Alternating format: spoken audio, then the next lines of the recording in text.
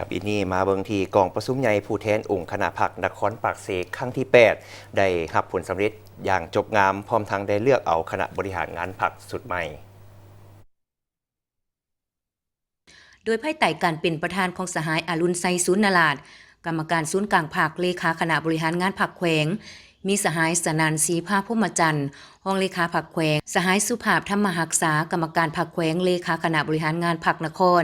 มีการนำแขวงอดีตพนักงานอาวุโสบำนาญการนำแผนกการของแขวงการนำเก่าเมืองพร้อมด้วยคณะพรรคนครเลขาคณะพรรคหากฐานเลขาหน่วยพรรคบ้านและผู้แทนสมบูรณ์จำนวน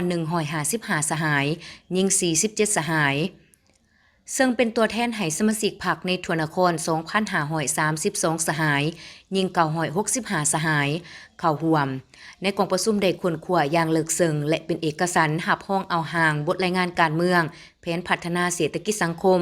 และทิศทางขาดไม้สู่โซนในแต่ละด้านเป็นต้นแมนเวียกงานก่อสร้างพรรคก่อสร้างพนักงานและเห็นดีเป็นเอกภาพนำเอาบทสำรวจการนำพารวมของคณะพรรคสุดเก่าโดยได้ตีราคาด้านดีด้านโอนของโครงข่างการนำภาษีนำขององค์คณะพรรคนครสุดที่7กองประชุมยังได้เป็นเอกภาพหาพ้องเอาทิศทางแผนการและขาดไม้สู่โซนใน5 ปีต่อหน้า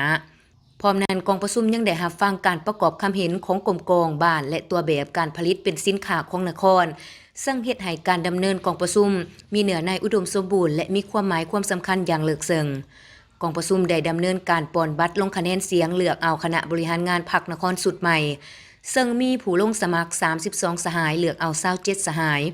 ผลการปอนบัตรและกองประชุมครั้งปฐมฤกษ์ได้เลือกตั้งเอาคณะประจำพรรคนครเลขาห้องเลขา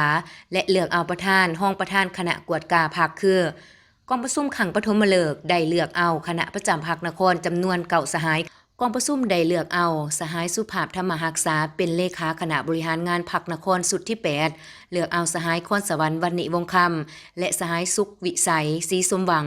เป็นห้องเลขาคณะบริหารงานพรรคนครและเลือกเอาสหายคอนสวรรค์วรรณิวงศ์คำเป็นประธานคณะกวดกาพรรคนคร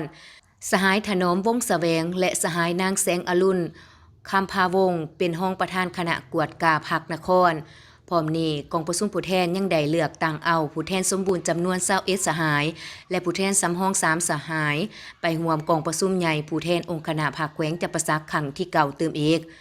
ตอนท้ายกองประชุมสหายอรุณไซสุนนราชกรรมการศูนย์กลางพรรคเลขาพรรคแขวงเจ้าแขวงจำปาสักได้มีคำเห็นโอลม4ทิศแนวทางต่อคณะบริหารงานพรรคนครสุดใหม่